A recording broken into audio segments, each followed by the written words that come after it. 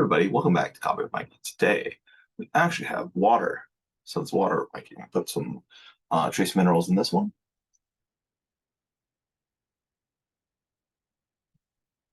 because it's like 2 in the morning and I just took a hot bath with Epsom salts, pink Himalayan salts specifically, to relax and make sure my body is in a state that you know, where I'm improving and continuing to be well rested.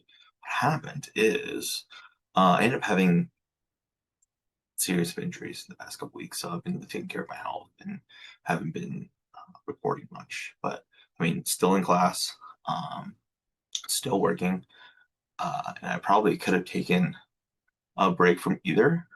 My doctor definitely was pushing me to rest more and make sure that I'm taking care of myself uh, for legitimate reasons. But today, I bought the audio for Annie Sorge in Mike Kim's book, You Are the Brand.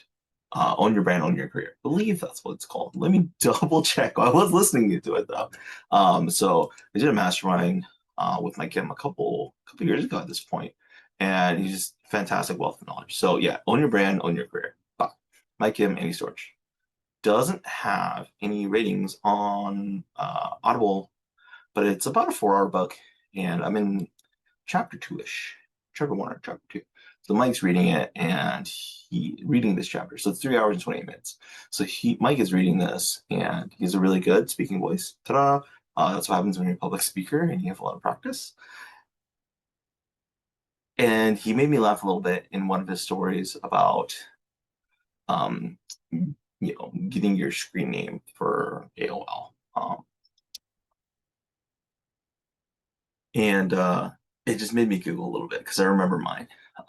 He tells his story about like, oh, it's a little embarrassing now, but of course, right? And don't be afraid to be a little embarrassed and enjoy that because it sets you up to move forward and build bigger things, right? If you can deal with a lot of that embarrassment, you can deal with, I mean, you can deal with taking bigger risks.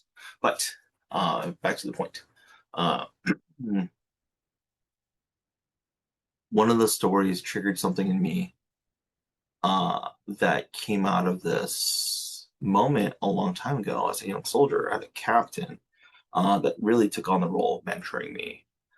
And he would tell me these crazy stories about his career. And one of his stories was when he was a lieutenant, he had to do the job of somebody who was seemingly incompetent. They assigned him to do this incompetent person's role.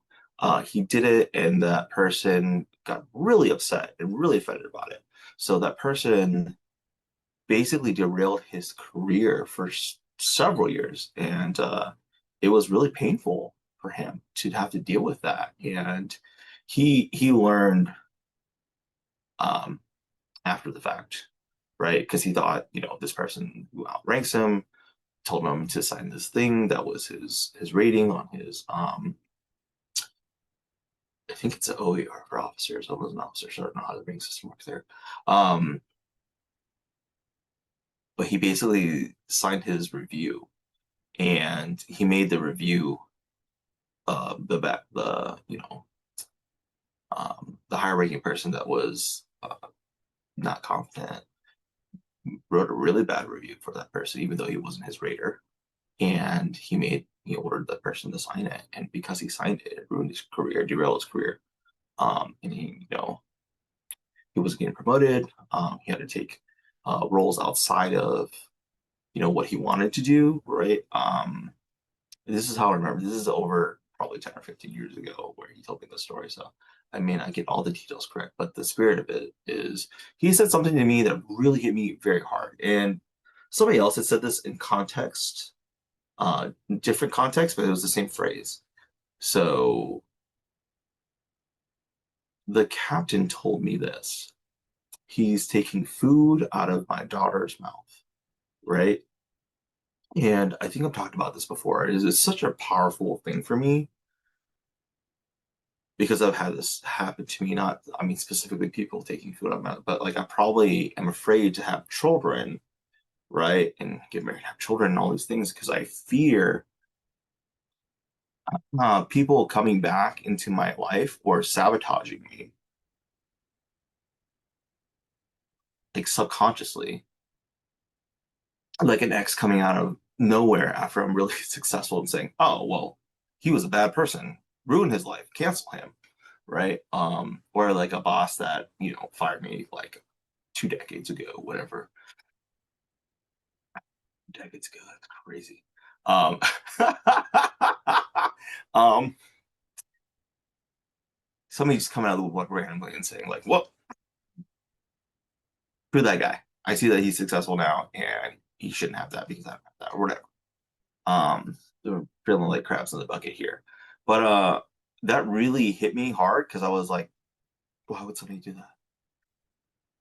Why would somebody intentionally ruin somebody's life and take food out of their daughter's mouth? That's a crazy concept to me because I would never do that. Um, but yeah, I mean, this chapter I'm reading and like Kim's narrating just really like that impact hit me hard. And like, what kind of person am I at work? What kind of person am I in my own life? Right? And I'm somebody that really wants other people to succeed, sometimes more than they want to succeed, which is like a crazy, crazy concept. For me specifically, because like, why do I want you to win more than you want to win? Like, why are you like resentful or, I mean, kind of like lazy about like, oh, this is like something you're onto something. Like you have these great skills. You could do that. This could be something that is amazing for you if you learn to implement it in a way that's beneficial for you. Like there's so many great attributes, but whatever narrative they have, whatever is in their subconscious stops them from doing it. And I've learned not to be so hard on people in my life about this, even when I'm coaching people, and not take it personally. Um, but it's always something in the back of my mind of this captain telling me. He ended up retiring as a major.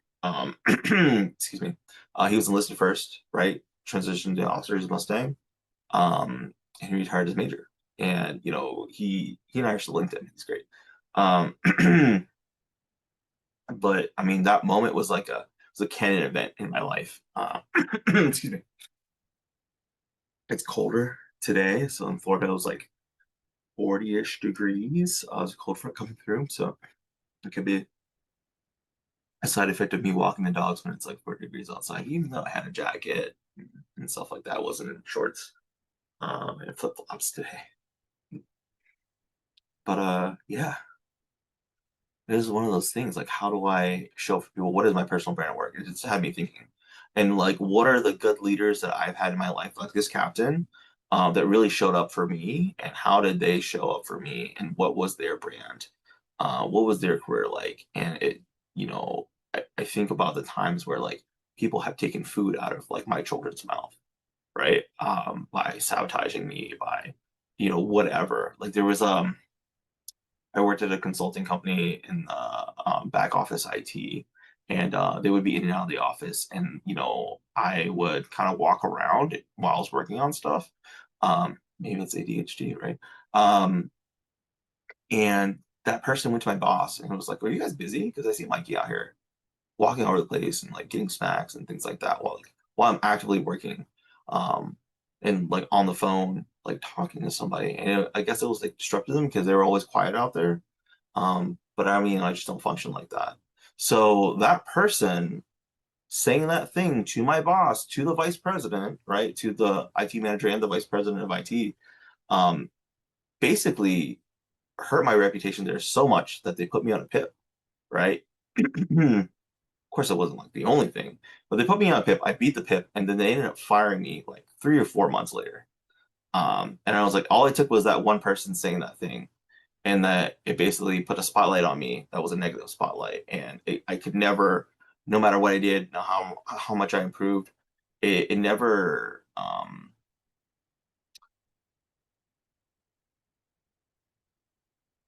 it never saved me, right? Like from that moment, my career there was doomed, my job was doomed, and I just didn't want to kind of face that because they kept bringing it up, right? Like two different people kept bringing it up, like over multiple weeks. And I was just like, one person said something one time, like, but I am busy. I'm closing tickets. You see me working, right? The metrics show that I'm as busy as everybody else. Um, so it was a pretty crappy experience, but that person literally took food out of my mouth, right? Literally, put my family in danger of not eating uh, because of that. Luckily, um, I missed my bonus that quarter as well, and I was counting on that money. And so we had quarterly bonuses as the IT back office, and I think I was making like 65 that year. So the bonus was probably like 15% or something like that total. And they break it up. Maybe it was back office was like 10% and they give you 2.5%. I don't remember. That was 2016, maybe.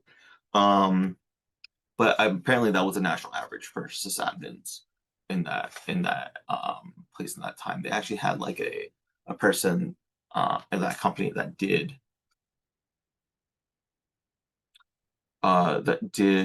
the salaries. They're like a salary pay person.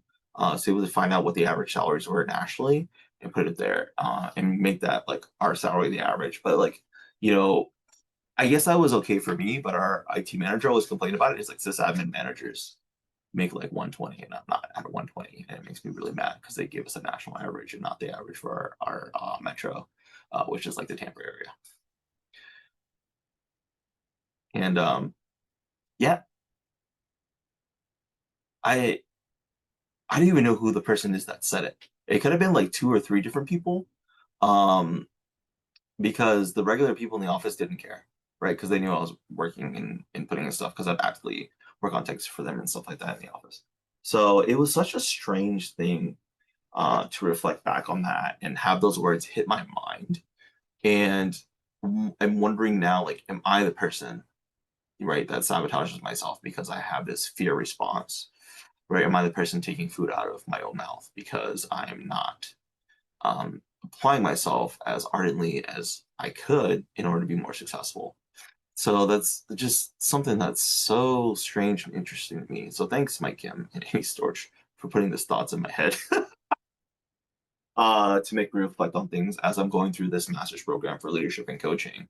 Um, which is another tool in my toolkit to help coach people better and help lead my teams to more efficiency, right? And like if I need to pull out the taking food out of your children's mouth, like that would be a crazy thing for me to say. I don't know if I get in trouble for saying that, but I can tell the story of like as a parable, right? And say like, I had a captain and once told me this person sabotaged his career and literally took food out of his daughter's mouth. Don't be the person that does that, and don't be the person that's victimized by that kind of situation. So it's things to look for in patterns in people, and I was just analyzing my own patterns and the people I've interacted with, and it was good. It's really good, and I just felt I couldn't go to sleep until I until I recorded this. So yeah, there you go. Shout out to Mike Kim, you the man. Take care, everybody. You know, what are what are situations that you've had in your life where people took food out of your family's mouth, right? That stop you from being promoted, that stop you from uh, stop you really from doing what you really wanted in life, stop you from getting promoted, stop you from getting the next job, stop you from making more money. You missed a bonus because somebody um, kind of fumbled you or kind of like sabotaged you, right? And maybe that person didn't do it maliciously or just like, oh, it's just a comment. And my manager and VP took it very seriously because they're so reputation based, and that's just like one day of that one person observing me instead of the whole my list of accomplishments for that role in that time. And I wasn't the perfect employee. I actually started to resent working there because they kept bringing it up, and I was like, dude, whatever. And they started joking about firing me after that. It took another 6 months for them to actually get down to it, but I was so done with that place. So I mean, maybe I don't say maybe it was a good thing that I left there. I'm kind of upset about 10 years later. I'm kind of upset about not leaving my own terms, but I did have something set up right after that. So, I mean, I'm happy. It's fine. My career is, you know, I'm a manager now, and I get to lead my team more effectively. I'm not insecure like that manager was, and I'm not like, oh, I don't know what the word is to describe the person that was in charge of the department. Um, Such an interesting character, but I'm also not somebody that feels like I need to defend my reputation. My body of work speaks for itself, and the way I show up for my people on my team also is part of my reputation, my brand. So I can speak to my work. I can speak confidently to my teams. I can speak. I don't know if that's a word, but I can speak to what we do, how we deliver, and the process of excellence that we follow, and that makes me really happy because when I leave this place, if I end up retiring here, getting promoted, leaving for a different job, I can leave with my head held high, saying like I did absolutely everything that I could have done. I'm very happy and satisfied with the work that I did here, whether it's on good terms and bad terms. And I think that's one of the things that I tell people: as long as you can leave with your head held high, saying like I did my best, that's it. Sometimes what did Jean-Luc Picard say? Jean-Luc Picard say, um, you can do everything right and still lose. That's life. So I actually don't see getting fired from that place as a loss. It's definitely a huge win because I was so miserable there at that time. And it was just like a really fear-based environment. And it's like they were farming our like fears and insecurities to empower themselves. It was wild. It was such a crazy place. And maybe, looking back 10 years later from that perspective, um, it's disingenuous, but that's how I feel about it now today. Whereas before, like I drove away from that place and I was so happy. I hated that place at the time. And now I'm just like, that company doesn't exist anymore. They got bought. Um, all the executives got fired or left, whatever, took packages, and it got dissolved. So who knows what those people are and what they're doing? I don't know. I don't really care, to be honest with you. I have my own life, but I've lived it, and I'm pretty happy and satisfied. Like, what is Tony Robbins says? The best revenge is massive success, and I'm massively successful. I'm kind of more successful. I'm not kind of. I'm more successful now than I ever thought I'd be in life. So, ta-da! Here we go. All right, take care of your. I need to take care of myself. Take care of yourselves. Take care of each other.